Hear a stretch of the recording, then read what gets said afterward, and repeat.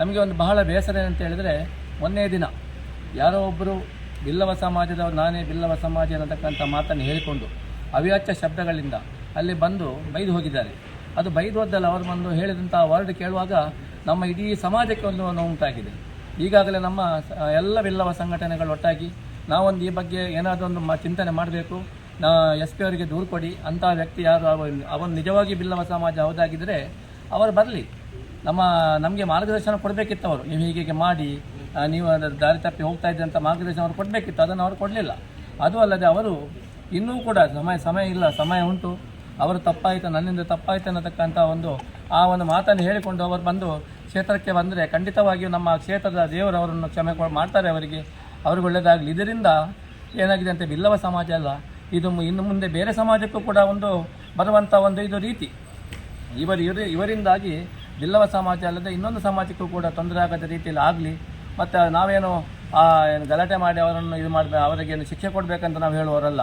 ಅವರಿಗೊಂದು ಮನಸ್ಸು ಪರಿವರ್ತನೆ ಆಗಿ ಕ್ಷೇತ್ರಕ್ಕೆ ಬಂದು ಅವ್ರು ತಪ್ಪು ಕೇಳಿ, ನಂದು ತಪ್ಪಾಯಿತು, ನಾನು ಹೇಳಿ ತಪ್ಪಾಯಿತು ಅಂತ ಹೇಳಿ, ಮತ್ತು ನಮಗೆ ಏನಾಗಬೇಕು, ನಾವು ಏನು ತಪ್ಪಿದ್ದೇವೆ ಅವರು ನಮಗೆ ಮಾರ್ಗದರ್ಶನ ಕೊಡಲಿ, ಅದಕ್ಕೂ ನಾವೆಲ್ಲ ಸಿದ್ಧರಿದ್ದೇವೆ. ರಾಮ ಮಂದಿರದ ದಿವಸ ನಾವು ರಾಮ ಭಕ್ತರು, ಅಲ್ಲಿ ವಿಷ್ಣು ಆದರೂ ಕೂಡ ವಿಷ್ಣುವೇ ರಾಮನನ್ನು ಪೂಜೆ ಮಾಡುವ ನಿರಂತರ ಪೂಜೆ ನಾವು ದಿನಕ್ಕೆ 2 ಬಾರಿ ಮಾಡ್ತೇವೆ. ಅಲ್ಲದೆ ನಾವು ಆ ದಿನ ಬೆಳಗ್ಗೆ ಇದರ ಪೂಜೆಯನ್ನು ನಾವು ಮಾಡಿದ್ದೇವೆ, ಪ್ರಾರ್ಥನೆ ಮಾಡಿದ್ದೇವೆ. ಅದನ್ನು ಅವರು ತಿಳಿಯದೆ, ಏನು ವಿಚಾರವನ್ನು ತಿಳಿಯದೆ, ಎಲ್ಲ ನಮ್ಮ ಇಲ್ಲಿ ಸಂಘದ ಸದಸ್ಯರು, ಕಮಿಟಿ ಸದಸ್ಯರು ಎಲ್ಲ ಇದ್ದಾರೆ, ನಾವು ಎಲ್ಲ ನಮ್ಮ ಸಂಘಟನೆ ನಾವೇ ಇರೋದು.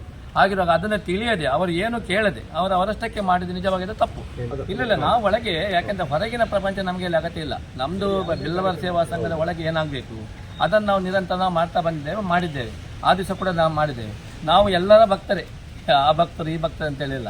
ನಾರಾಯಣ ಗುರುಗಳ ತತ್ವ ಏನು, ಎಲ್ಲರೂ ಒಂದೇ ದೇವರು, ಒಂದೇ ಜಾತಿ, ಒಂದೇ ಮತ ಎನ್ನತಕ್ಕಂಥ ಆ ನೆಲೆಯಲ್ಲಿ ನಾವಲ್ಲಿ ಇರುವವರು. ಮತ್ತು ನಮ್ಮ ಸಮಾಜ ಕೂಡ ಹಾಗೆ ಒಂದೇ ಜಾತಿ ಒಂದೇ ಮತ ನೆಲೆಯಲ್ಲಿರುವಾಗ ಈ ಸಮಾಜಕ್ಕೆ ನೋವಾದ ರೀತಿಯಲ್ಲಿ ಯಾವಾಗಲೂ ಆಗಬಾರ್ದು. ಇದರಿಂದ ಸಮಾಜಕ್ಕೆ ತುಂಬ ನೋವಾಗಿದೆ. ಮೊನ್ನೆ ದಿನ ಆ ಸಮಾಜದ ಎಲ್ಲ ಸಂಘಟಕರಿಗೆ ಒಟ್ಟಾಗಿ ನಾವು ಸಹ ಏನಾದರೂ ಅವರು ಬಂದು ಕ್ಷಮೆ ಕೇಳಿ ನಾವು ಈಗಾಗಲೇ SP ಅವರಿಗೆ ದೂರು ಕೊಟ್ಟಿದ್ದೇವೆ. ಅವರು ಏನು ಮಾಡ್ತಾರೆ ನೋಡುವ. ಅವರು ಏನು ಅವರದ್ದು ವಿಚಾರ ಆದ ಮೇಲೆ ನಾವು ಸಂಘಟಕರೆಲ್ಲ ಒಟ್ಟಾಗ್ತೇವೆ. ಇದರ ಬಗ್ಗೆ ನಾವು ಪುನಃ ಸಮಾಲೋಚನೆ ಮಾಡ್ತೇವೆ. ಅವರು ಸೇವಾ ಸಂಘ ಉಡುಪಿ ಅವರ ಕಡೆಯಿಂದ ಒಂದು ದೂರು ಕೊಟ್ಟಿದ್ದಾರೆ.